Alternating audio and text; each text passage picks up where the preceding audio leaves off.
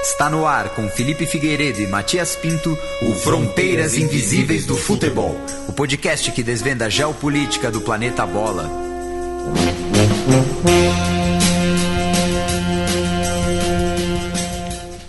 Boa alvorada, ouvintes da Central 3. Está começando mais uma edição do Fronteiras Invisíveis do Futebol, mais uma parceria aqui da casa com o Xadrez Verbal. E falando no site, canal de YouTube, podcast, eu chamo ele, Felipe Nobre Figueiredo, o homem por trás do tabuleiro. Olá, meu caro Matias, olá a todos os nossos ouvintes. O bom filho a casa torna, depois aí de, infelizmente, um mês de ausência devido a um probleminha de saúde e depois muita coisa acabou acumulada de trabalho, o nosso podcast semanal também. Então ficamos sem Fronteiras Invisíveis do Futebol aí por um tempo, porém retornamos. Queria agradecer aí todos os nossos ouvintes, agradecer todo mundo pela paciência, todo mundo que inclusive falou, pô, tô com saudade do Fronteiras, né? Mandou aí sua mensagem de carinho, sua mensagem de recuperação. Queria também agradecer o pessoal do app do Goleiro de Aluguel, nossos parceiros aqui. Normalmente eu e o Matias fazemos um pequeno jogral sobre o app, porém como estamos aqui num momento mais sério, mais... Então, para quem não sabe, o app Goleiro de Aluguel é um aplicativo em que seja você que gosta de jogar no gol, que é goleiro, seja você que é peladeiro, que joga ali, bate sua bola todo fim de semana, dia de semana, enfim, você instala o app e aí você se cadastra para ser um goleiro ou então para contratar um goleiro. Por um valor ali que vai dar mais ou menos R$30, R$3 por cabeça, né? Você acaba melhorando a qualidade do seu jogo, conta com goleiro. Para você que é goleiro, você além disso também concorre a prêmios, luvas, camisa, material esportivo. Se você ficar melhor colocado no ranking, você ganha lá diversos prêmios, né? Ainda consegue aí ganhar uma grana com o seu hobby ou com sua paixão de jogar no gol, né? Porque goleiro normalmente é apaixonado ou maluco, ou os dois. Os dois. Então, agradecer bastante ao pessoal do app Goleiro de Aluguel que compreendeu a situação e manteve a parceria e foram parceiros no sentido da palavra. Nas boas e nas ruins. Mandar um abraço também para todos os ouvintes que comentaram, né? Esse último mês sem o Fronteiras, tanto no Xadrez Verbal quanto no site da Central 3. Foram muitas mensagens, então a gente pede desculpas aí por não lê-las, né? Até porque passou bastante tempo também, mas a gente agradece o carinho dos ouvintes, muitos deles falando que estavam com abstinência do Fronteiras Invisíveis, então mostra que a gente está indo no caminho certo. Ou né, que Felipe? Nós somos uma droga. Muitas pessoas já me chamaram de droga, principalmente no campo de futebol. Mas... E antes da gente passar aqui, né, só mandar também um abraço pro pessoal da comunidade Karsug Mania, que também já expressou sua saudade do nosso programa.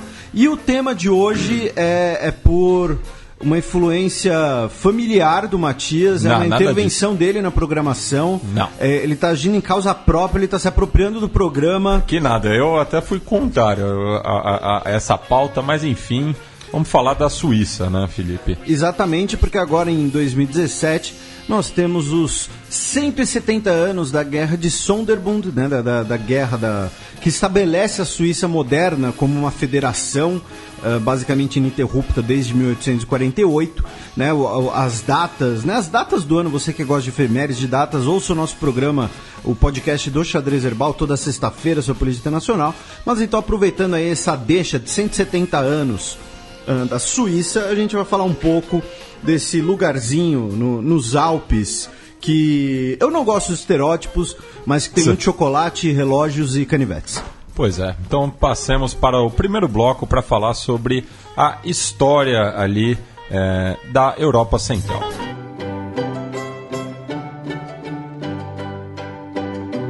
A história. Felipe, voltamos para aproximadamente 150 mil anos na história, né? Exatamente, porque nos Alpes, justamente ali pela questão da temperatura, da altitude, é onde nós temos alguns vestígios arqueológicos mais antigos do mundo. Né? Um muito famoso, né? O Homem de Gelo, que foi encontrado congelado ali nos Alpes. Então a gente tem vestígios ali de caçadores-coletores. Né? Lembrando, né? Estamos falando aqui de vestígios arqueológicos do homem, mas não de sociedades, de estabelecimentos. Aí acontece justamente o contrário. Os vestígios mais antigos que nós temos de assentamentos de uma população permanente já são um pouco mais recentes, ali especialmente nas regiões dos lagos suíços, já que pelo seu clima não muito agradável e pelas intempéries do tempo, né? Como é que é? Tô aqui com um lapso mental. Já não há uma demora para o estabelecimento, o assentamento. E aí, por volta de 1500 a.C., ou antes da nossa era, ou antes da Era Comum, o que preferirem, nós temos as primeiras tribos célticas que vão se estabelecer na área, cuja a de maior destaque vai ser a dos Helveti, que vai, né, originar o nome Helvétia, que é o nome oficial da Suíça em francês, e o seu líder mais conhecido foi, e isso aqui não é saído de Asterix e os Helvéticos. Inclusive eu ia falar isso, não é minha dica cultural, mas leiam Asterix entre os Helvécios. Exatamente. Seu mais conhecido líder foi o Orgetorix. Ele se tornou mais conhecido porque ele foi o líder da tribo quando a tribo começou a sua migração, justamente pressionada por um aumento populacional dos Alamani e também questões climáticas, começou uma migração para dentro da Gália, o que foi um dos pretextos da invasão de César e conquista da Gália. E o Orgetorix, ele é citado várias vezes no Comentários da Guerra Gálica, né, o Comentário de Belo Gálica, que é uma das grandes obras escritas do período ali final da República Romana. É como se fosse o diário de guerra do próprio Júlio César. E aí, com a absorção dentro do Império Romano, já no século I a.C., então nós tivemos uma amálgama de culturas, de influências célticas, a influência romana, e já na Antiguidade Tardia nós temos a influência germânica, né, com a chegada das tribos dos alamanos, que é a tribo que dá origem ao nome Alemanha, e com o fim do Império Romano no Ocidente, nós temos então a chegada de outras tribos germânicas, como os burgúndios, e aí a divisão, digamos assim, entre da região, com uma forte presença alamana de um lado, e a outra se tornando parte do Reino dos Francos, a região ocupada pelos burgúndios. E é justamente isso que a Suíça vai se transformando, né? Um estado tampão.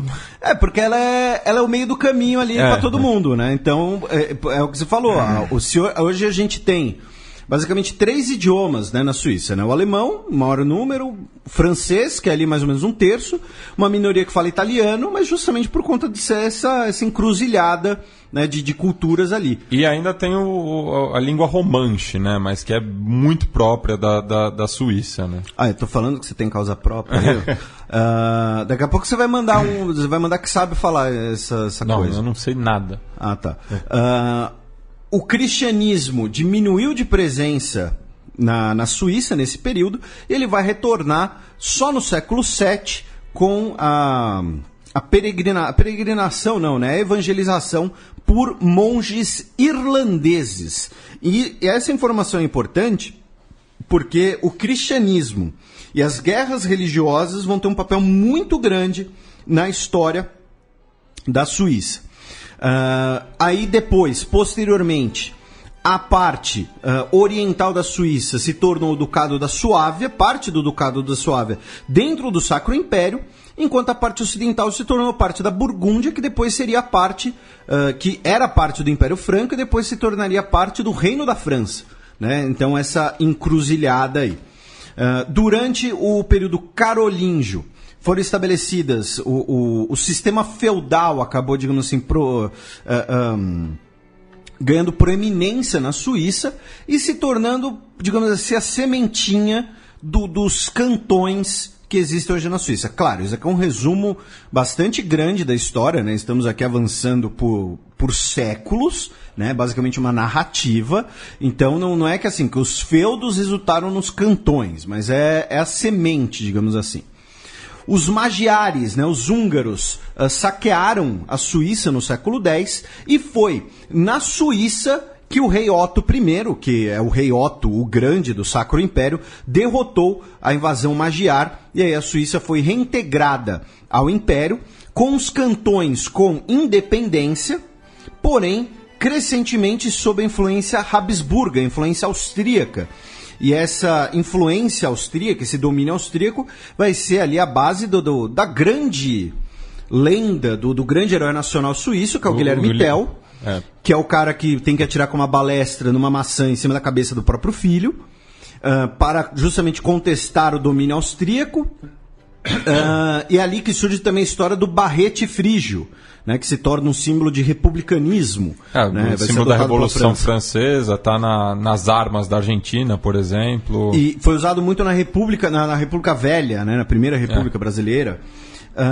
Aí, no período aí já da Baixa Idade Média, a partir do século XIII, os cantões vão cada vez mais demandar independência e autonomia dos Habsburgo, e aí vão formar ali no século XIV a Federação Suíça, que é considerada ali a Confederação Suíça, desculpem, que é considerada uma das repúblicas mais antigas do mundo, se a gente pensar que eles formam o núcleo do que hoje é a Suíça. Então estamos falando de mais ou menos 800 anos da Suíça. Óbvio, né? Acaba sendo ali uma espécie de mito nacional, né? Uma narrativa nacional, porém estamos falando E aí um marco importante, que é uma data cívica suíça, é a Batalha de Sempach, ou Sempach, de 1386, quando os suíços derrotam os Habsburgos, né? Então aí estabelecendo já uma grande autonomia dos suíços. E isso é refletido até hoje, porque quando as instituições do governo suíço e o parlamento suíço, eles elencam os cantões, primeiro pelos chamados cantões antigos. Os cantões é como se fossem, né, as unidades dentro da Suíça. Administrativas. Né? São as fronteiras invisíveis da Suíça. Sim. E como a gente vai ver, os cantões tiveram muita disputa entre si também. E são listados os 8 cantões originais dessa primeira confederação. As cidades-estados precedem os cantões, e aí os cantões que se entraram na confederação após 1481 vêm depois em ordem histórica. Não é em ordem alfabética, em ordem populacional, em ordem de chegada, digamos assim. Então ali existe uma precedência histórica. Os 8 cantões estabeleceram após estabelecerem a sua independência, entraram em algumas guerras contra entidades estatais próximas, especialmente o Ducado de Milão, e aí expandiram o seu território, chegando mais ou menos no que é a Suíça atual. E aí, em 1523, temos um evento decisivo na história suíça. Quer dizer, não é na história europeia como um todo, né? Inclusive esse ano temos os 500 anos, né, das teses de Lutero, que ele não pregou na porta da catedral, porque, né, foram cartas que ele escreveu para o Papa. Ninguém ia ler, porque as pessoas mal sabiam ler. Ele não pregou ali na porta. Isso daí é uma alegoria, tá, gente? Não foi literal. Mas em 1523, um sacerdote influenciado pelo protestantismo da região de Münster, chega à cidade, chega em Zurique, no caso, e passa a pregar o protestantismo, e aí o cantão de Zurique vai ser o primeiro a adotar a religião protestante. E aí nós teremos basicamente uma separação entre os cantões protestantes, Zurique, Berna, Basel e vai ter vários erros de pronúncia nesse programa, tá, gente? E Schaffhausen, enquanto Lucerna, Uri, Schwyz, Nidwalden, Zug, Friburgo e Solothurn permaneceram católicos. E 2 outros cantões se dividiram internamente entre católicos e protestantes. No início do século XVI, nós tivemos diversas guerras entre os cantões. Por quê? Porque normalmente cada cantão fazia outra religião ilegal, proibia outra religião, outra orientação, melhor dizendo, e foi formada 3 dietas dentro da Suíça. Olhem só que coisa de maluco. Quando eu digo dieta, é parlamento, né? Não é dieta alimentar. Baseada, novamente, eu odeio estereótipos, mas não dá para não pensar em chocolate. Infelizmente a Lindt não quis patrocinar o programa. Mas nós tínhamos um parlamento protestante que se encontrava em Aarau, um parlamento católico que se informava em Lucerna e um parlamento abrangente, um parlamento que unia toda a Suíça, que normalmente se encontrava em Baden, que hoje é território alemão. Para manter a confederação. E aí, durante a Guerra dos 30 Anos, que foi a grande guerra religiosa dentro da Europa, né, foi talvez a principal guerra religiosa, apesar dessa divisão entre católicos e protestantes, a Suíça acabou não sendo muito influenciada pela guerra. Por quê? Porque mercenários suíços eram importantes para todos os exércitos. Então ninguém queria que a Suíça se tornasse adepta apenas de um lado. Ficavam tanto católicos quanto protestantes ali tentando seduzir os suíços e manter um equilíbrio não voluntário. Claro, todo mundo queria a Suíça pro seu lado, mas na ânsia de impedir que a Suíça fosse pro outro lado, por ser uma grande fonte, não só de soldados, mas também de armamentos pela indústria ali do carvão mineral e tudo mais. O carvão mineral não, do minério de ferro, desculpe.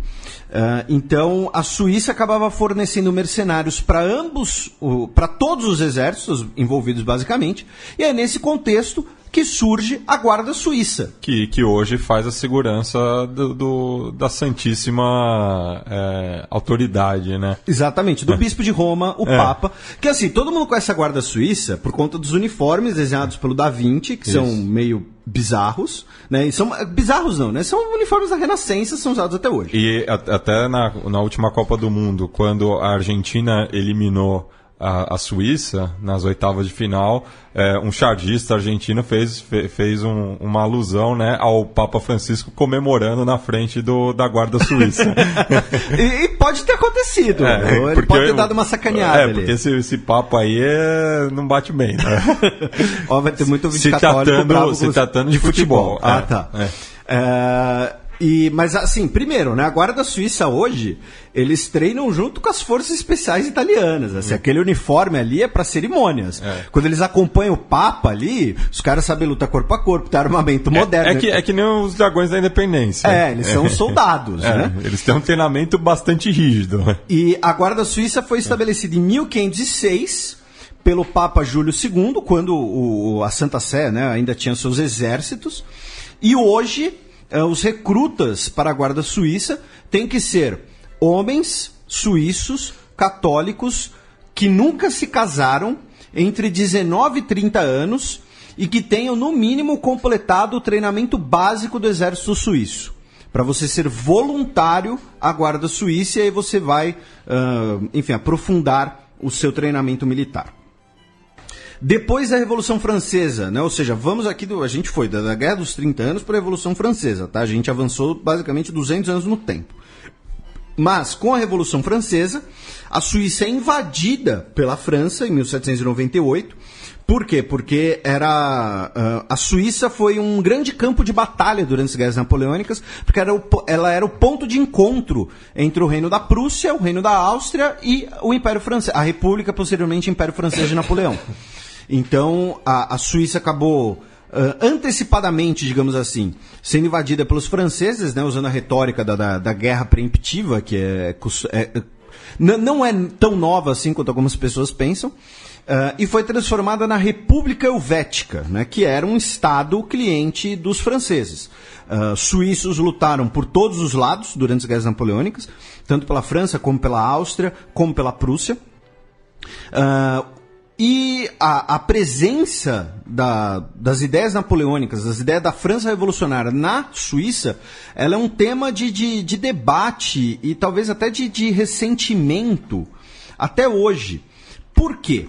Por um lado, a França invadiu a Suíça, né, foi uma agressão, ocupou a Suíça, colocou um governo favorável a si, tirou boa parte da independência dos cantões, do localismo, digamos assim. Tanto que em 1803, o Napoleão teve que assinar o chamado Ato de Mediação, restaurando parte da autonomia dos cantões. Teve muita perseguição contra os católicos, já que a Revolução Francesa, porque a Igreja Católica ela era a base ideológica do absolutismo. Então não tinha como os franceses lutarem contra o absolutismo sem lutar contra essa base ideológica, no caso, a Igreja Católica. Então a Revolução Francesa ela tinha um forte caráter anticatólico, não anticristão, como algumas pessoas colocam, anticatólico. A Igreja Católica como poder temporal. Então, também teve essa perseguição anticatólica dentro da Suíça. Porém, todavia, entretanto, ao mesmo tempo, foi a primeira vez em que a Suíça foi unificada. Foi quando se criou, literalmente, a nacionalidade suíça, porque antes as pessoas eram naturais do seu cantão. A partir da formação da República Helvética, foi estabelecida a cidadania suíça. Todos eram iguais. E, quando eu digo todos eram iguais, diversas instituições feudais mais antigas, como direito nominal à terra, então vamos supor, você é um camponês, trabalha numa terra e parte da sua produção você tem que ceder à pessoa de estirpe da região que é historicamente proprietária daquela terra ou daquela floresta. Haviam propriedades municipais. Então, além disso, também foi estabelecido a separação de poderes, porque lembre-se, nós tínhamos ali a ideia de um parlamento com a presença dos protestantes, um parlamento com a presença dos católicos. Isso foi... acabaram com esse critério religioso para representação política.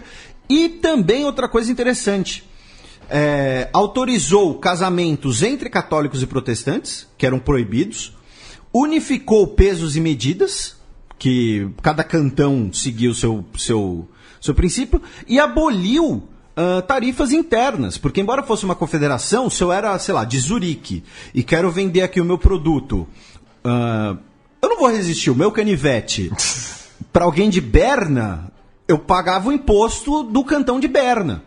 Então foi com o estabelecimento da República Helvética que houve uma unificação suíça, embora tenha sido por meio da força, com repressão e com diminuição da autonomia interna. Após as guerras napoleônicas, o Congresso de Viena reestabelece a completa independência da Suíça e as potências concordam em reconhecer uma neutralidade suíça. E, finalmente, a Suíça adquire 3 outros cantões que escolheram fazer parte da Suíça, Valais, Neuchâtel e Genebra, que agora fazem parte da Suíça e dá mais ou menos o tamanho que ela tem hoje. Após o Congresso de Viena de 1815, nós temos a ascensão do Partido Liberal da Suíça, onde ele era muito forte nos cantões protestantes.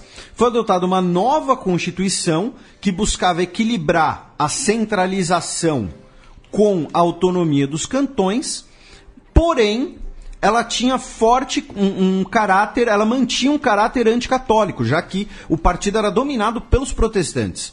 Então, monastérios e conventos foram proibidos e católicos não podiam servir na educação, né? A educação jesuíta, por exemplo, né? Para ficar um exemplo tradicional muito comum no Brasil também.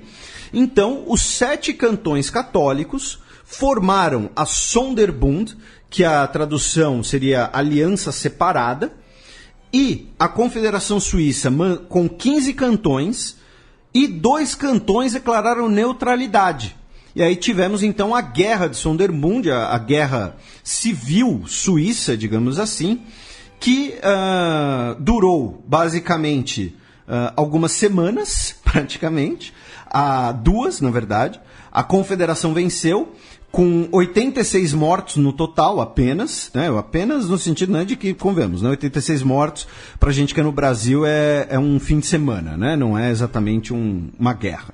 60 da Confederação, 26 da Sonderbund, porém, em 1848, foi então estabelecida uma nova Constituição Federal que acabou com a independência dos cantões, buscou muito da República Helvética, transformou a Suíça numa federação, baniu os jesuítas, porém estabeleceu ali um compromisso entre católicos e protestantes, a liberdade religiosa, e o banimento dos jesuítas só foi encerrado em 1973, quando 55% da população de 16 cantões de 22 totais aceitaram um referendo que modificava esse item da Constituição.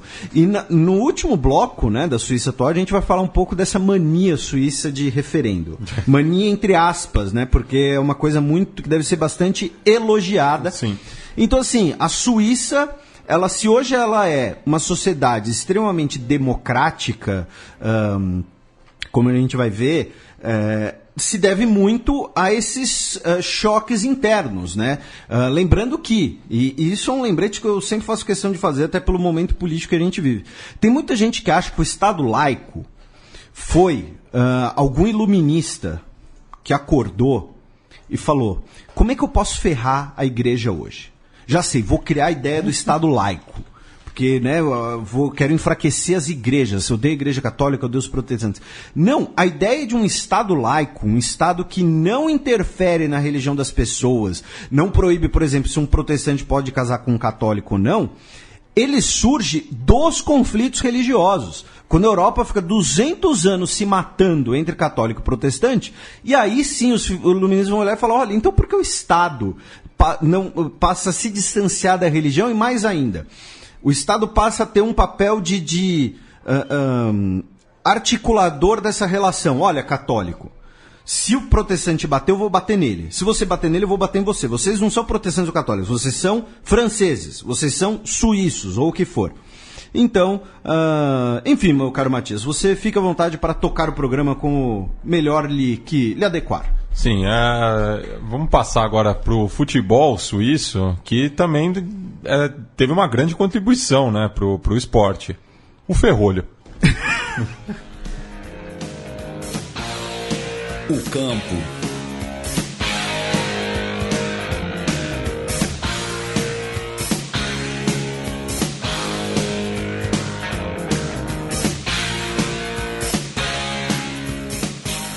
Bem, só para quem não entendeu, né, a referência que eu fiz no bloco anterior, o ferrolho suíço nada mais é do que a retranca, né? Os suíços perceberam a inaptidão deles para o futebol e fecharam a casinha literalmente, né? E aí deu certo, tanto que eles são o recorde de mais tempo sem levar gol. Da Copa de 2006 a 2010, quando, né, na primeira ocasião foram eliminados no clean sheet, 4 jogos, nenhum gol sofrido. Nos pênaltis. Que não contam. Não contam. E 2010 foi eliminada na fase de grupos, mas tomou um gol só e ainda ganhou da campeã mundial, a Espanha, por 1-0, fechando a casinha. Exatamente.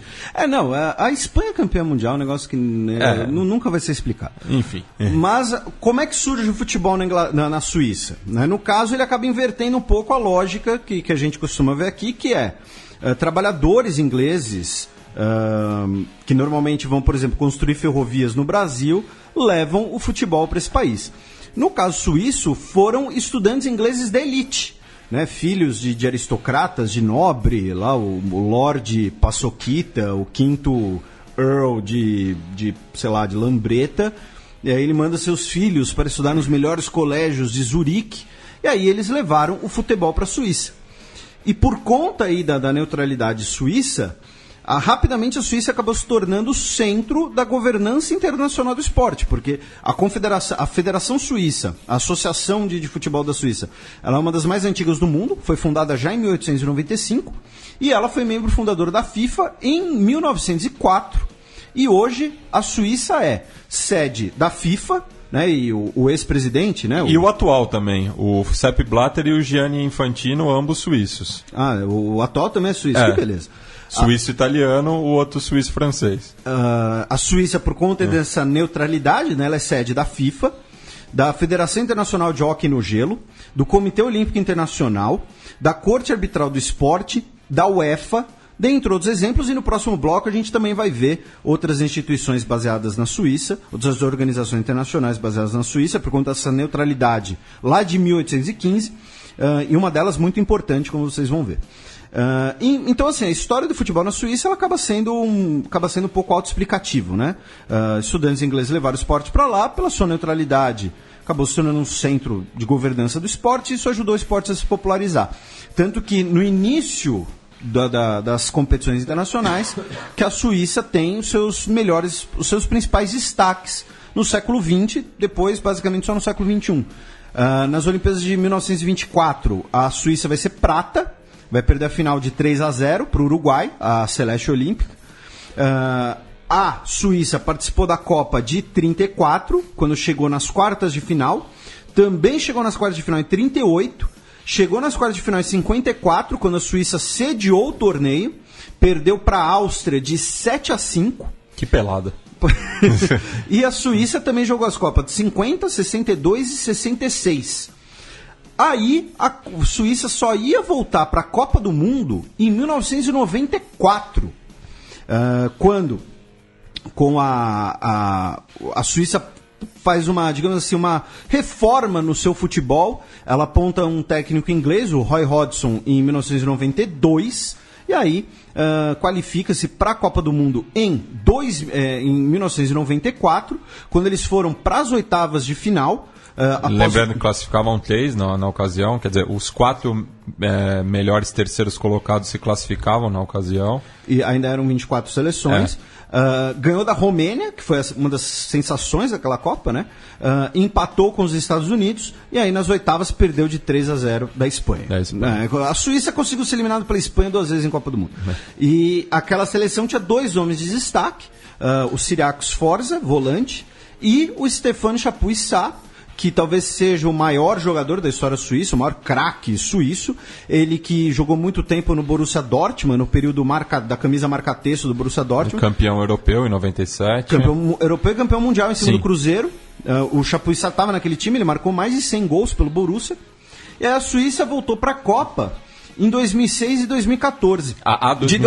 2006 até 2014, desculpa.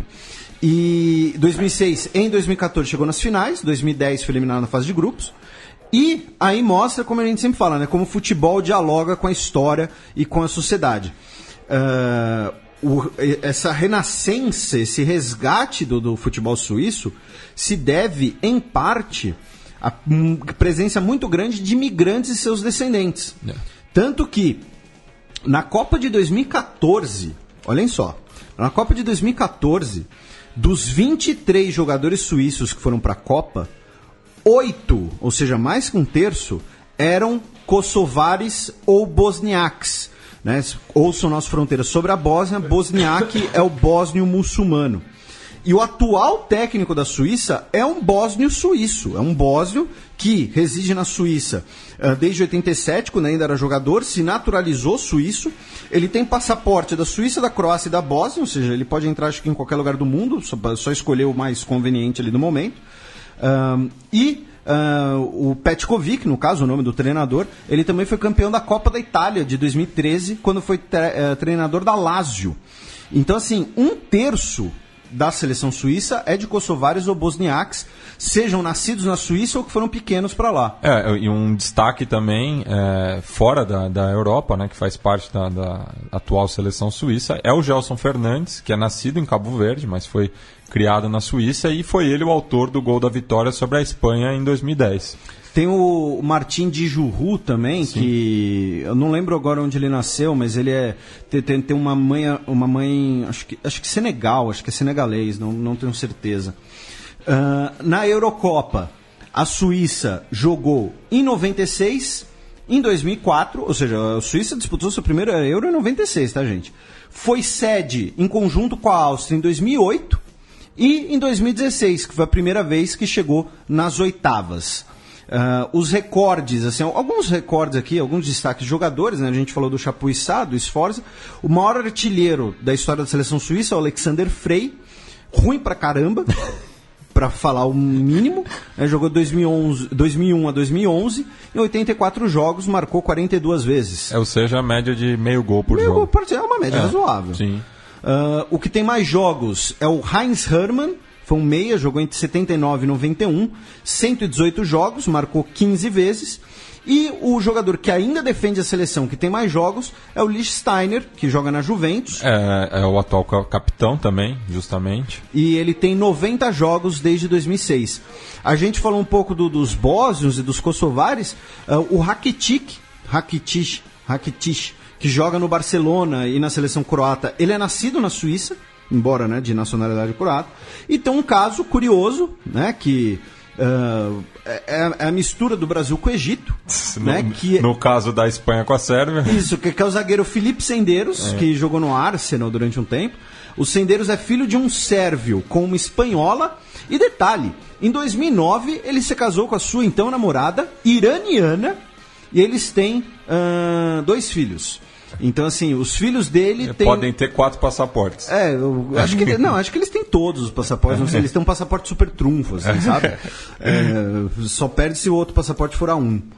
Então, né, e o Filipe Senderos foi um cara que jogou durante muito tempo também na seleção suíça. E ele foi símbolo daquela seleção de 2006, que eu citei, que não sofreu gols, até por ele ser zagueiro, mas por conta de um gol que ele fez, se não me engano, contra Togo ou Coreia, agora me falha a memória. Togo e Coreia são vizinhos, é fácil confundir. Não, mas é que eram os dois outros times do grupo, além da França, que era a cabeça de chave. Mas que ele fez o gol e bateu a cabeça depois e comemorou sangrando. Então foi uma imagem muito marcante daquele Mundial. Indo agora para o Suição. A liga, o campeonato suíço, ele existe desde 1897, ele é um dos campeonatos mais antigos do mundo. Ele chamava Série A, depois virou Liga Nacional, depois atualmente é Superliga. Obviamente, em todo esse tempo ele tinha um caráter inicialmente semi-profissional, né, alguns times amadores, e ele é completamente profissional aí já nos últimos mais ou menos 30, 40 anos. O primeiro campeão, e é o maior campeão, é o Grasshopper, que, lembrando, né, Grasshopper em inglês é gafanhoto. Não sei por que o time se chama gafanhoto. Ele ganhou 27 canecos, porém a última foi em 2003. O segundo maior campeão é o Basel, que ganhou 20 vezes, a primeira vez em 1953, porém ele, além de ser o atual campeão, ele é o atual octacampeão. E tem uma curiosidade, o Juan Gramper, que é o fundador do Barcelona, é o fundador do Basel também, por isso que eles dividem o Basel vem antes. Ele fundou o Basel antes e depois foi fundar Na verdade, ele é Juan Gramper na Espanha, porque o nome dele é Johan Gramper. E ambos os clubes são, né, azul e grená, como você disse. Dividem as cores. Então, assim, o Basel, os últimos 8 suições foi o Basel que ganhou, e em terceiro vem o Servette, com 17 títulos, de 1907, o último em 99. E aí, no nome dos clubes, vocês vão ver que fica muito claro, né? A gente tem o Servette, que é de origem francesa, tem o Grasshopper, que é de origem dos estudantes ingleses, o Basel tem uma fundação de alemães. Tem o Lugano, que é italiano. Não, ele é uruguaio. O clube. Não vai, você levantou. Outros 17 clubes foram campeões dos suíços e 2 vezes o campeonato teve um artilheiro brasileiro. O Sonny Anderson pelo Servette, com 20 gols em 92 e 93, e o Elber pelo Grasshopper, emprestado então pelo Milan, com 21 gols em 93 e 94, o Elber que depois teria muito sucesso no Bayern de Munique. E de cabeça eu lembro 2 outros jogadores brasileiros que jogaram na Suíça, o Mauro Galvão, jogou no Sion, e o Túlio Maravilha, eu não me recordo o clube que ele atuou lá, até porque... Ele atuou em todos os clubes do mundo. Todos os clubes do mundo, mas ele também passou pela Suíça. Salvo engano, o Dida também jogou na Suíça. O goleiro? Ele era do Milan, aí ele tinha sido emprestado para a Suíça, e aí depois ele foi reemprestado para o Corinthians. O Milan comprou ele do Cruzeiro. Ele jogou no Lugano. Quer dizer, ele esteve no plantel, ele não atuou nenhum jogo. Então, talvez até mesmo por isso, né? E ele veio pro Corinthians, virou ídolo no Corinthians e depois virou ídolo do Milan, né? Porque o Milan comprou ele bastante novo. Atualmente o Suição é disputado com 10 clubes e outros 2 torneios aqui de... E o Túlio Maravilha jogou pelo Sion, logo depois que ele saiu do Goiás e depois foi pro Botafogo. Ele jogou no Sion entre o Goiás e o Botafogo? Isso. Tá. A Copa Suíça, que é disputada desde 1926. O Grasshopper tem 19 canecos, o Sion tem 13 e o Basel tem 12. E a Copa dos Alpes, que foi um torneio ali amistoso, disputado entre clubes suíços, italianos, franceses, alemães. Não tinha exatamente um critério, assim, eram os campeões de Copa, mas às vezes o campeão de Copa cedia a vaga, porque era um campeonato amistoso. Foi disputado entre 1960 e 1987 e teve 8 campeões, 8 vezes teve um campeão suíço. Falando um pouquinho dos clubes, o Grasshopper foi fundado em 1886 por justamente um estudante inglês, o Tom Griffith, que usou cores baseadas no Blackburn Rovers, e a maioria dos estudantes que formaram o clube eram da Manchester Grammar School. O Servette foi fundado em 1890, que era e é o principal time da parte francesa da Suíça. O Basel, fundado em 1893, na parte alemã, e como você mencionou, né, tem aí é a sementinha do Barcelona. E só me corrigindo, o nome original do Johan Gamper é Hans Gamper. Johan. Que inclusive o Barcelona e a Chapecoense estão jogando, enquanto a gente grava, o troféu Johan Gamper. O Young Boys of Bern foi fundado em 1898 e o FC Sion em 1909. E aí nós temos 2 grandes rivalidades no futebol suíço, que a maior dela é o Derby de Zurique, entre o Grasshoppers e o FC Zurique, que embora não seja um time muito vencedor. Por quê? Porque o Grasshopper é um time da elite da cidade e o FC Zurique é um time dos trabalhadores, é considerado o time, né? Então aí você tem uma questão social nessa rivalidade, e a única rivalidade suíça dentro da mesma cidade, dentro do mesmo cantão, dentro da mesma cidade. E tem o chamado Derby da Suíça, que é o Young Boys de Berna contra o FC Basel, que são lados opostos, basicamente, na Suíça. E que é o time do coração do Roger Federer. Inclusive, na semana passada, ele esteve na despedida do capitão da equipe, o Matias Delgado, argentino, que se aposentou recentemente. Tirando futebolistas e tirando Roger Federer, me cite um esportista suíço. Tá. Eu não acompanho as Olimpíadas de Inverno, então... deve ter algum famoso no esqui alpino. No Jamaica abaixo de zero. O bobsled. No bobsled. Falando do desempenho dos clubes... Tem a Martina Hingis, que é suíça também, tenista. Tá. Droga. Falando do desempenho nos clubes da Europa, a Suíça chegou 4 vezes na semifinal, quer dizer, 3 vezes na final da Champions Cup, né, que era a Copa dos Campeões da Europa, isso, a predecessora da atual antiga, Liga dos Campeões. Exatamente. O primeiro foi o Young Boys em 59, o Young Boys de Berna, depois o FC Zurique em 62 e 63, quando perdeu para o Real Madrid, e 76 e 77, quando perdeu para o Liverpool, e o Basel chegou na semifinal da Europa League, né, a antiga Copa da UEFA, em 2012 e 2013.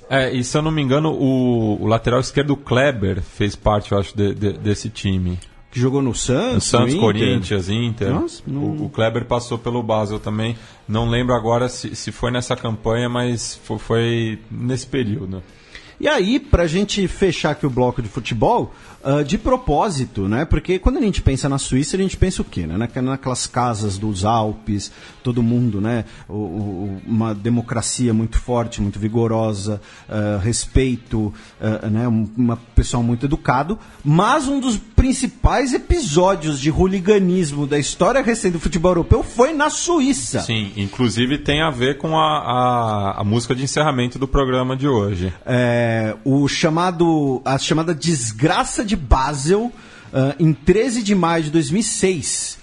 Por quê? Porque o FC Basel jogou contra o FC Zurich e ambos os times estavam empatados em primeiro lugar no Suição. Então era como se fosse a final do campeonato. E aí, nos últimos minutos, o FC Zurich fez... Na verdade, o FC Basel estava 1 ponto na frente. Então se o Basel empatasse, ele era campeão. Sim. Aí estava 1-1 e nos últimos minutos o Zurich fez 2-1.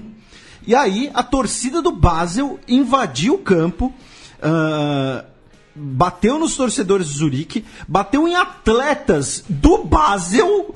Tipo, eles não bateram nos times do outro time, bateram nos jogadores do próprio time. E teve várias dezenas de feridos, presos.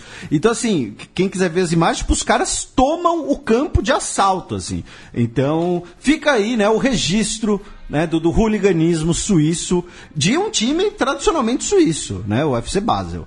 Então, é isso. Bem, passamos então agora para o mapa, né, para falar da atualidade aí do país e, como o Felipe já tinha citado, da importância geopolítica da Suíça para as relações internacionais. O mapa. Bem, Felipe, entrando no século XX em diante, o que temos para falar da Suíça? Então, meu caro Matias, né, falando ainda um pouco ali depois da formação da Confederação, a Suíça, no final do século XIX, ali no período da Segunda Revolução Industrial, vai passar por um período muito grande de industrialização, especialmente na indústria têxtil, e eu achei algumas coisas muito curiosas, que é o seguinte, as mulheres suíças, apesar, né, da gente ter falado da democracia suíça,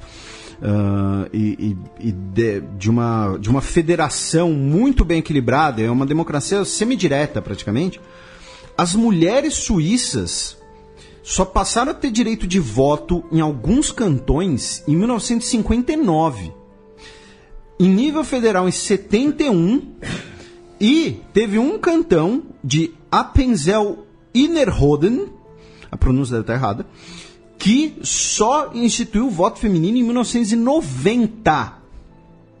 A primeira mulher que fez parte do Conselho Federal, que é um conselho de 7 membros, que é como se fosse a presidência, né, é como se fosse o executivo, né, o colegiado da Suíça, foi eleita apenas em 84, e a primeira presidente do conselho, que é a presidente de jure da Suíça, em 98. A Ruth Dreifuss. Só que, ao mesmo tempo, durante muito tempo, na Segunda Revolução Industrial, mais da metade das mulheres suíças trabalhavam fora.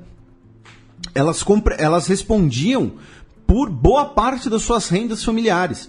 E o papel das mulheres suíças na força de trabalho entre o final do século XIX e as décadas de 1950 e 1960 diminuiu. Então houve ali uma questão muito curiosa no que concerne a presença da mulher na Suíça, na economia e na política. Porém, hoje está tudo aí normalizado, né? Como deve ser, né? Convenhamos. Durante o século XX, a Suíça passou por um período um período próspero, com a sementinha disso, é uma questão bastante, né, complicada, né, estabelecida no século XIX, né, primeiro a indústria de tecnologia, que tem origem, e aqui não é um estereótipo, é um fato, né, indústria relojoeira suíça, né, que transformou algumas vilas suíças em verdadeiros centros industriais, e o mecanismo bancário na Suíça, né? O sistema bancário suíço, com o Banco Suíço de 62 e a Corporação de Bancos Suíços em 1872, né? 1862, 1872. Então, assim, fiquem atentos com essa sementinha. Aí, durante o século XX, o que vai acontecer? Durante o século XX, nós teremos duas das guerras mais destrutivas de todos os tempos, porém a Suíça vai manter a sua política de neutralidade. Porém, lembrando, não era uma neutralidade do tipo de chegar na fronteira e falar, olha, não entra aqui, não me ataca. Prevendo uma possível guerra, a Suíça criou seu exército nacional em 1907, fez uma expansão em 1911 E aí, quando a guerra começou, a Primeira Guerra Mundial, a Suíça tinha cerca de 250 mil soldados mobilizados, inclusive vindo aí das reservas. A Suíça não fez parte do conflito, e é uma política que existe até hoje, né? Todo homem suíço aos 18 anos tem que servir o exército, as mulheres são voluntárias, cerca de 2/3 dos jovens suíços fazem pelo menos a instrução militar básica, e o outro terço faz serviços alternativos, são os que rejeitam, os que não podem fazer, alguns por base religiosa. Todo ano, cerca de 20 mil pessoas recebem o treinamento militar básico, que dura 21 semanas, ou seja, estamos falando aí de basicamente 7 meses, não, né? 6 meses, vai. 5, 6 meses. Os suíços, eles mantêm o seu equipamento pessoal, inclusive suas armas, em casa. Porém, ao contrário do que muita gente acha, eles não podem manter munição em casa, desde 2007. Então... E não foi por esse motivo também que a Alemanha não atacou a Suíça, como muitos propagandistas do armamento defendem, né? Porque é um puta ladeirão. Não, e não só isso, pela posição neutra da Suíça. Isso. Foi por isso que ela não foi invadida no contexto da Segunda Guerra Mundial. Porque essa neutralidade interessa a todo mundo, como a gente vai ver um pouco aqui. E também porque, assim, questões, né, de qual o benefício estratégico, e você vai enfrentar um exército mobilizado. Não é que o cara vai sair, ele vai resistir uma invasão alemã dentro da sua casa. Existe um exército mobilizado como parte disso, né? Mas essa questão da posse ou não, e do porte ou não... Lembrando, posse e porte de arma devem ser tratados de coisas diferentes, como formas diferentes. E esse é outro assunto que, inclusive, eu e o Matias temos nossas eventuais divergências. Isso. O Matias, ele é um pacifista nato, eu sou uma pessoa violenta. Durante a Primeira Guerra Mundial, especula-se que cerca ali de 5% da população suíça chegou a ser mobilizada em algum momento. E durante a Primeira Guerra Mundial, a Suíça fazia fronteira com basicamente com as duas alianças, né, com o Império Alemão e o Império Austro-Húngaro, e com a França e com a Itália. Então a Suíça mobilizou suas tropas na fronteira. A população suíça falante de alemão chegou a fazer lobby para a entrada na guerra do lado da Alemanha.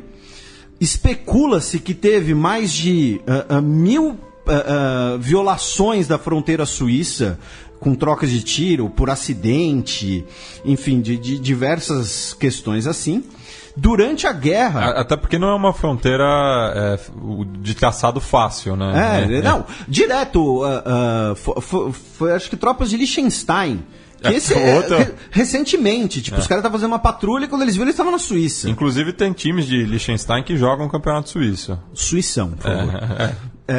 Durante a guerra foi onde essa questão da neutralidade ser inclusive valorizada. A gente tem 3 exemplos aqui, né? Na Primeira Guerra Mundial, fora os da Segunda. Primeiro, é onde estava o Lenin, né? O Vladimir Lenin, que ele estava lá, ele estava autoexilado da Rússia desde 1900, depois de cumprir um exílio forçado na Sibéria, e ele estava na Suíça porque a sua esposa ia realizar uma cirurgia, e ele não conseguia sair da Suíça. Porém, foi da Suíça que ele produziu diversos materiais criticando a guerra, criticando o que ele via como uma guerra imperialista, e aí ele ficou na Suíça até 1917, quando então ele foi enviado para a Rússia.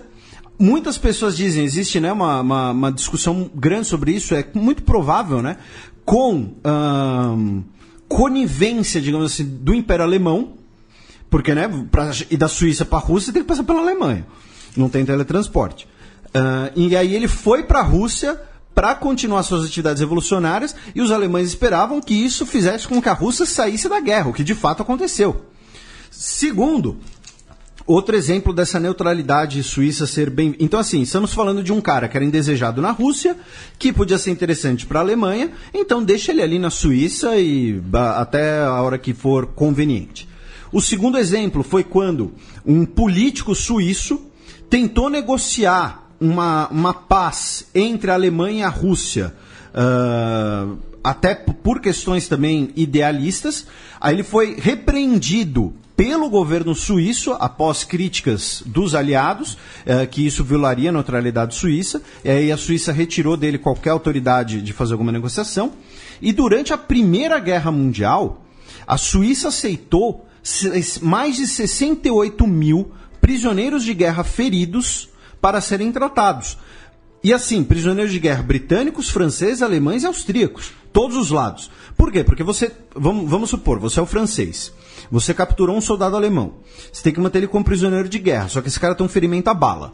Então você tem que gastar material médico, gastar dinheiro, dar atenção para um prisioneiro de guerra do outro país. Só que pelas leis internacionais você não pode simplesmente matar o cara, jogar o cara numa vala, alguma coisa assim. Então o que você fazia? Você mandava ele para a Suíça. E aí entra a coisa que a gente falou no bloco do futebol. A Suíça é a sede da Cruz Vermelha, por conta dessa política de neutralidade, que, repito, é bem-vinda por todos, então isso que garante a neutralidade suíça, a conveniência. Tanto que a bandeira da Cruz Vermelha é a inversão da bandeira da Suíça. A Suíça depois vai ser sede da Liga das Nações, de várias agências e comissariados da ONU, da OMS, né, Organização Mundial de Saúde, Fórum Econômico Mundial, dos Médicos Sem Fronteiras. A Suíça é sede da IMCA, Associação Cristã de Moços. E do Congresso da Internacional de Federações Anarquistas. Não é meio contraditório? Não. Tá bom. Porque tem a Federação do Jura, que é uma seção anarquista anti-autoritária da Primeira Internacional, que foi baseada principalmente nos relojoeiros das montanhas do Jura, na Suíça. Olha só, não sabia de nada disso. A Suíça é onde foram assinadas uma cacetada, eu coloquei no roteiro esse tema, tá, gente? Uma cacetada de convenções, acordos, protocolos de Genebra, de Zurique, e, principalmente, a Suíça é sede da Associação Internacional de Fragrâncias, que reúne toda a indústria de perfume do mundo. Então, assim, sem a Suíça não há perfume. Sem a Suíça você estaria fedido. Falando sério agora, né, voltando a falar sério, então, assim, no período entre guerras, Liechtenstein declara sua independência da Áustria após a Primeira Guerra Mundial e entra numa união monetária e aduaneira com a Suíça, o que isso é visto por muita gente, o que garante a independência de Liechtenstein ali no entre guerras e Segunda Guerra Mundial. Em 1934, e aí depois a gente vai falar um pouquinho disso, né, é aprovado o Ato Bancário Suíço, que, além, né, como a gente viu, o núcleo do sistema bancário suíço vem lá do século XIX. Só que esse vai ser o ato que vai permitir contas numeradas, anônimas, nos bancos suíços. Então, o que acontece? Inicialmente, e dizem que isso fez parte do lobby para esse ato, ele foi criado para permitir que os alemães suíços, os suíço-alemães, pudessem, entre aspas, esconder o seu dinheiro, sua propriedade, enfim, o que for, do Terceiro Reich. E isso incluiria a proteção de judeus. Só que a gente vai ver que tem uma polêmica maior aí, a gente vai falar um pouco mais desse sistema bancário. Durante a década de 1930, a Suíça novamente expandiu e consolidou suas forças armadas, já prevendo uma possível guerra, e começou uma coisa... Eu vou tentar falar esse nome só de zoeira, cara. Geistige Landesverteidigung. A defesa do espírito nacional. Que era basicamente o seguinte, a Suíça provar, entre aspas, que existe uma cultura suíça, uma identidade nacional própria, já que o discurso das potências nacionalistas, nazifascistas vizinhas era, olha, a Suíça não existe, a Suíça, né, tem uma parte da Suíça que é alemã, que nem os Sudetos, eles têm que fazer parte da Alemanha. Olha, tem uma parte da Suíça que fala italiano, eles têm que fazer parte da Itália. Então houve a afirmação da nacionalidade suíça. Com o início da guerra, a Suíça faz a sua maior mobilização da história, com 430 mil tropas de combate e 210 mil de apoio, e foi criado um plano para uma possível invasão de quem quer que fosse, de criar uma guerrilha nos Alpes, chamado de Reduto Nacional. Durante a guerra, nós tivemos diversas invasões do espaço aéreo suíço por todo o mundo, por alemães, americanos, britânicos, seja por acidente, ou então, por exemplo, o avião estava com algum problema, ele pousava na Suíça, fazia um pouso forçado na Suíça porque era território neutro. A Suíça abateu diversos aviões, tanto alemães quanto dos aliados. Os aliados bombardearam, entre aspas, acidentalmente uma cidade suíça. Eu coloquei aspas porque, coincidentemente, eles bombardearam uma fábrica de armamentos, né? Então tem gente que especula que não foi tão acidente assim. Nesse caso, o bombardeio da cidade de Schaffhausen, em 1º de abril de 1944, deixou pelo menos 40 pessoas mortas. Repito, vários aviões, tanto aliados quanto alemães, foram abatidos. E, durante a guerra, a Suíça recebeu mais de 300 mil refugiados e foi palco de diversas conversas centrais, de conversas secretas, desculpem, de tentativas de paz, tentativas de negociação. Por exemplo, são em Genebra que ocorrem as primeiras propostas de paz de Hitler para o Reino Unido depois da queda da França.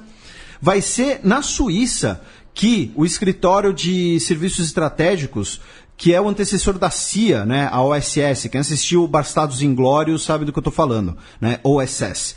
Vai ser na Suíça que eles vão estabelecer a sua sede, porque dali você conseguia espionar todo mundo, ter uma comunicação mediada, extraoficial. E durante a guerra, o que acontece? O marco suíço, o franco suíço, era uma das moedas mais valiosas do mundo e por isso ele era um lastro. Um lastro, ele era uma moeda facilmente convertível. Então todo mundo queria franco suíço para fazer suas compras por aí. Entre 1940 e 1945, o Reichsbank, né, o Banco Central do Reich, vendeu ouro aos bancos suíços em troca de cerca de 1,3 bilhão de francos suíços. Vocês imaginem o que é 1 bilhão de francos suíços da moeda de 1940. Quanto deve valer hoje, né, com inflação e bababá. E isso era usado para comprar materiais estratégicos, como petróleo, de países neutros. E boa parte dessa grana era de bancos dos países ocupados. Então eles iam lá, pegavam o ouro do Banco Central polonês, vendiam para os bancos suíços de forma anônima, os bancos suíços davam o franco suíço, e aí os alemães usavam o franco suíço para comprar petróleo no mercado internacional. E pelo menos 581 mil francos foram de ouro tomado de vítimas do Holocausto. Objetos de ouro, joias, dentes de ouro dos cadáveres.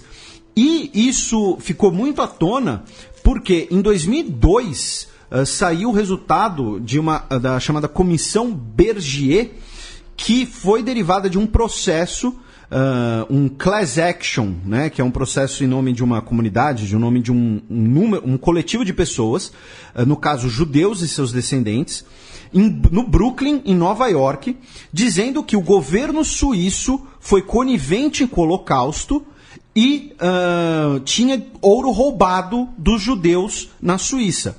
E aí essa comissão Bergier, que foi um painel independente, chegou à conclusão de que pelo menos, repito, mais de 500 mil de francos suíços da Segunda Guerra foram de ouro de vítimas do Holocausto e que a Suíça serviu, além disso, de um ponto de venda de arte saqueada dos países ocupados, de obras de arte dos países ocupados.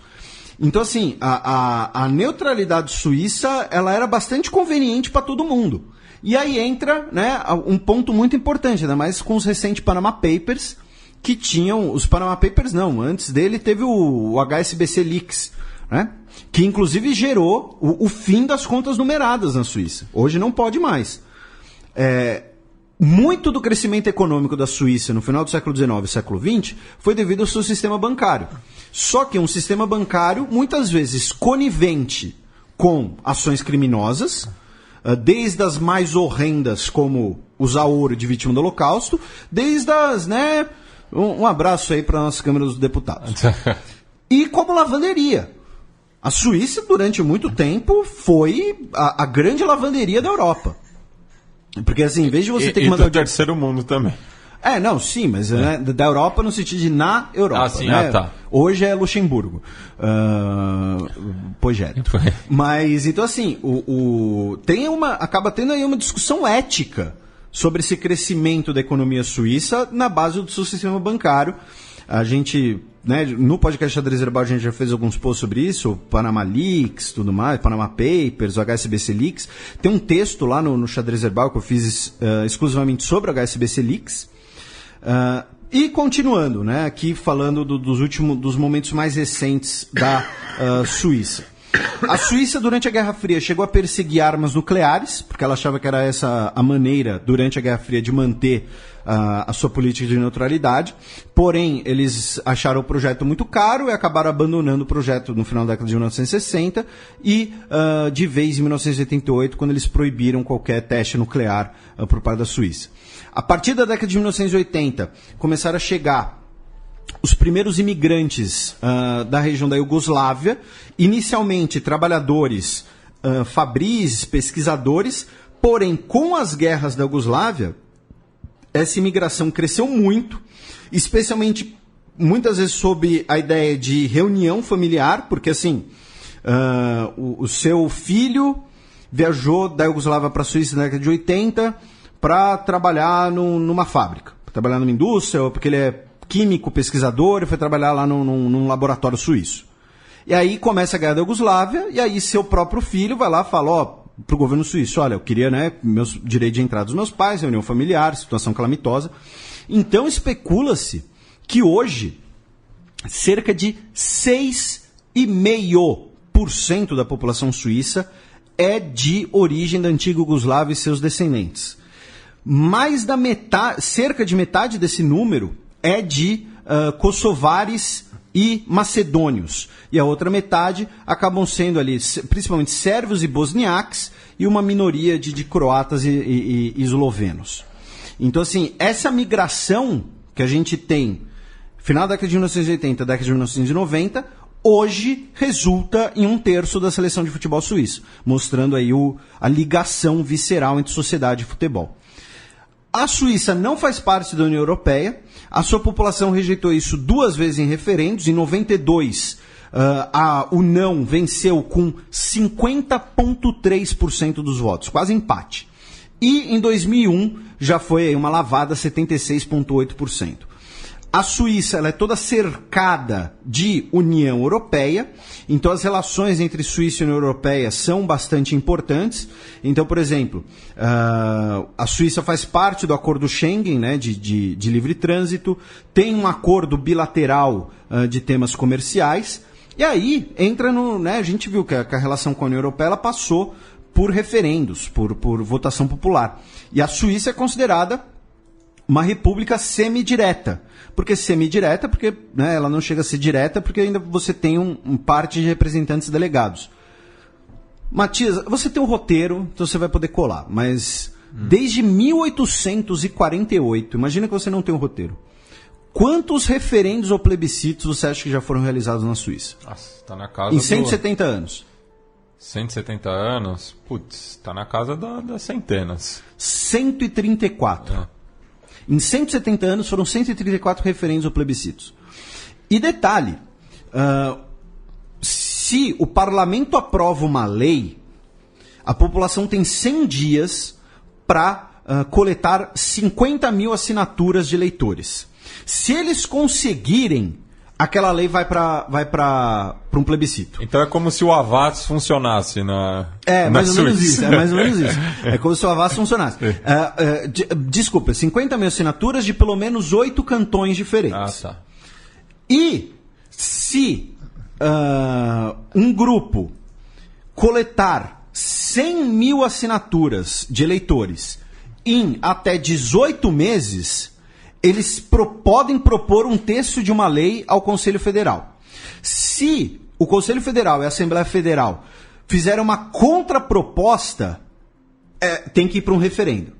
Se o parlamento aceitar, vira lei. Então, assim, é um mecanismo quase direto mesmo de participação democracia. direta, sim. Exatamente. Hoje, a Suíça tem 8 milhões e 400 mil pessoas, tem 4 idiomas oficiais. O alemão, que é falado por 63%, o francês por 22%, italianos 8%, e o romanche, que você mencionou ainda, né, que é falado por 0,5%. 38% da população suíça é católica, 29% é protestante, 9,5% são não afiliados. Eu não entendi, acho que são cristãos sem uma denominação definida, 7% de ateus, 5,5% de agnósticos e 5% de muçulmanos. O PIB é de 651 bilhões de dólares, a 19ª maior economia do mundo, porém o PIB per capita é de 78 mil dólares, a 2ª maior renda per capita do mundo. O IDH é de 939, o 2º maior do mundo, né? E o modelo de governo é uma democracia federal, uma república parlamentar federal semidireta. Então tá aí, né, a ficha da Suíça, e muito provavelmente eu desconfio que esse poder da democracia, esse poder de consulta popular, esse poder de mobilização popular, tem alguma coisa a ver com esses índices, especialmente de IDH, bastante altos. Ah, não, eu acho que você está vendo pelo em ovo. Claro que a economia, como a gente falou, tem um pouco aí, né, de um fluxo meio, né, suspeito de dinheiro. Mas o IDH ser muito alto, eu acho que democracia, né, ou consulta popular, ouvir o povo, tem alguma coisa a ver, né? Inclusive, numa semana em que teve deputado dizendo que a Câmara dos Deputados não é para ouvir o povo. Ela não é um cartório que carimba tudo que o povo quer. Tá certo, então. Esse sabe muito bem o que está fazendo. Pois é. Felipe, considerações finais? Olha, Matias, novamente agradecer todo mundo que nos apoia, todo mundo que nos sentiu falta, todo mundo que compreendeu essa ausência. Novamente aí, o app Goleiro de Aluguel, mais um jabazinho. E vamos antecipar, a minha dica cultural vai ser um filme meio chavão, meio clichê mesmo, mas o filme O Milagre de Berna, que se passa na Copa do Mundo da Suíça, conta a história da seleção alemã, né, que era a azarona e foi campeã, porém se passa na Suíça, tem um pouco da questão dos suíços falantes de alemão. Então... Mas o nome é Milagre de Berna. Mas o filme não cita a Batalha de Berna, que foi justamente o jogo entre Brasil e Hungria, que foi raivoso, assim, inclusive. Foi porradaria. Até jornalista brasileiro se envolveu na porrada. E como complemento, né, uma que você também chancela, tem o Asterix. Sim. Que não é só dica cultural, mas Asterix... nunca é tarde para recomendar Asterix. Bem, os ouvintes me conhecem como Matias Pinto, né? Daí o Felipe citou bastante, né? Falar que eu estaria advogando em causa própria em relação à Suíça, já que o meu avô materno, né, chamava-se Radion Schuller, de família suíça, inclusive da primeira leva de imigrantes suíços, né, então é um parentesco bem distante, mas era o sobrenome do meu avô materno, cuja família veio do cantão de Friburgo, na Suíça, e fundou a cidade de Nova Friburgo, ali na Serra Fluminense, né, e com autorização do rei Dom João VI, inclusive foi a primeira colônia, né, autorizada pelo Reino Unido do Brasil, Portugal e Algarves. Então eu vou recomendar o livro A Gênese de Nova Friburgo, Imigração e Colonização Suíça no Brasil, de 1817 a 1827, do Martin Nicolin, falando um pouco aí da presença suíça no Brasil. E a música de encerramento, como eu falei, tem a ver com o hooliganismo, né? Na Suíça, a gente vai ouvir a banda de Basel Vanilla Muffins com o tema The Drug. Bolinho de baunilha. A banda chama Bolinho de Baunilha. Isso mesmo. Você escolhe cada coisa, mano. Com a música The Drug is Football.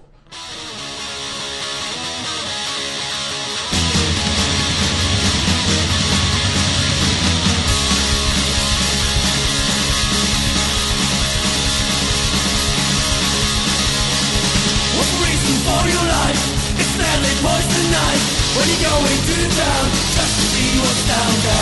Every day is like the auto, keep it terror undercover. It's the only way to pay for your addiction. We live in what we know, we're not bad boys. The drug is football. We live in what we know, we get daddy bored. The drug is football. You're not the only one to think you have no fun, but it ain't no real good job just for you to end it. It could be the start of love, take it David, but the drug. It's like the end of a beautiful friendship. We live in what we know, we're not bad boys. The drug is football. We live in what we know, we get that bored. The drug is football.